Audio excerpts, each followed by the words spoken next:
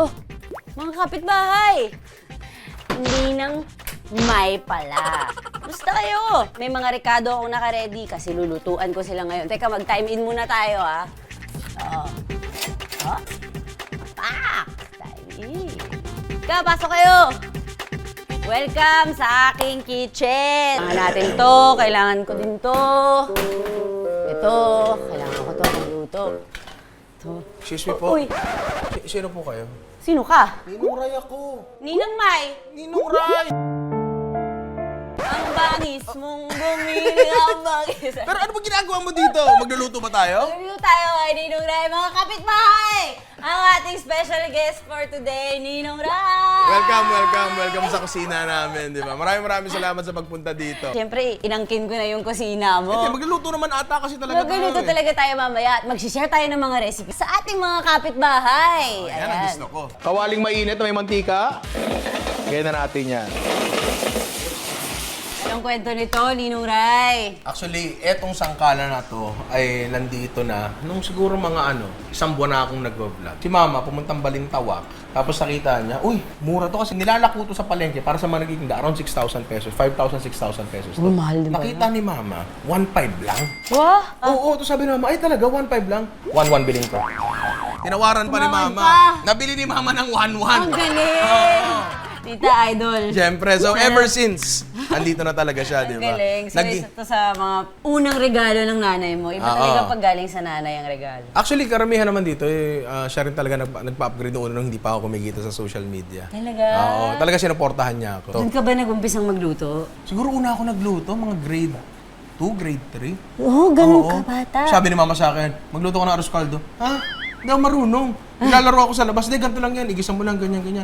So ako, gigil ako. Ginigisa ko talaga yung manok hanggang maduro. Kasi gusto ko maglaro. Nagawa naman. Naluto naman yung arroz caldo na maayos. Tapos, nagustuhan ng tito ko. Tapos doon ko unang naramdaman yung joy ng pagluluto para sa ibang tao. So masasabi mo yung pagluluto mo, hindi mangyayari kung hindi ka pinagluto ng nanay mo nung grade 3 ka? Oo naman. Hindi magiging ganito ang career mo. Baka scientist na ako ngayon. Ay Hindi talaga? ako Anong senero. magiging focus mo nun? Hindi ko alam, pero sinulat ko sa yearbook ko ng grade 6. Pangarap ko maging scientist to help mankind have a better life. Oh my gosh. Tapos eto, may gusto ko ipakita dito. Pressure cooker? Industrial pressure cooker. Mahalaga sa akin to kasi kakabili ko lang nito recently. Nung nandun ako sa tindahan nito, sabi ko, pangarap ko yan. Gusto ko kasi medyo may kamahalan to. Biging talaga ako. Di ba doon? No? Pangarap ko yan. Nalaman ko yung presyo. Mananatiling pangarap na lang siya. Magkano ba? Pwede mo malaman? Reveal na natin sa mga kapitbahayan. Teka lang ah. Check mo pa? Magkano bili sa pressure cooker? Tinanong pa.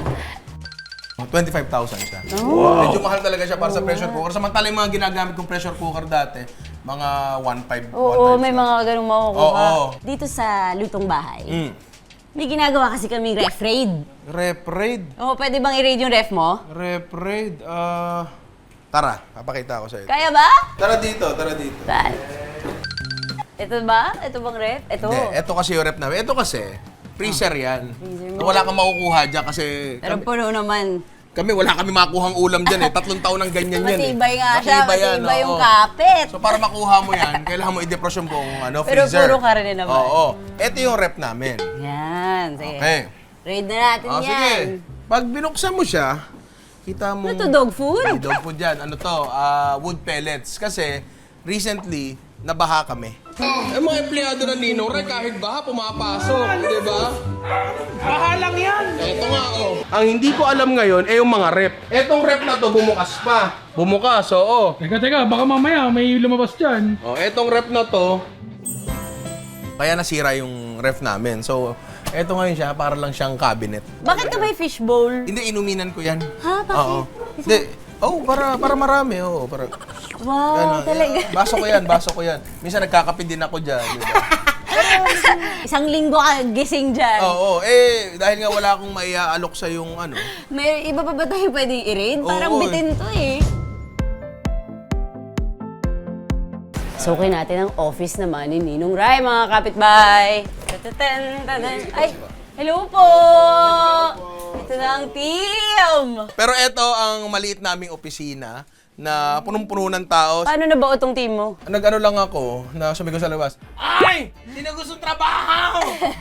Siya, may mga lumapit. Eto, si Ian ay kaibigan ng kapatid ko. Nung pumasok si Ian, ang trabaho talaga niyan, hindi videographer.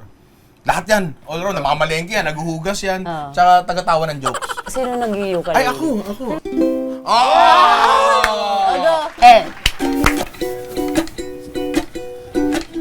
Anong kanta to? Uy, solid. Marunong ka nga. Parang konti lang. Di kakain din ako. Ay, ha? Kasama ako, kakain din ako. Kain lang din. Kaya pala nakabihis ka ngayon. Yung pupunta ka dito, naka-jersey ka lang, pare. Tsaka naka-short, tsaka tsinelas. Kaya mga kapitbahay, huwag kayong aalis kasi mag-share pa kami ng mga recipe sa inyo. Kita-kits tayo!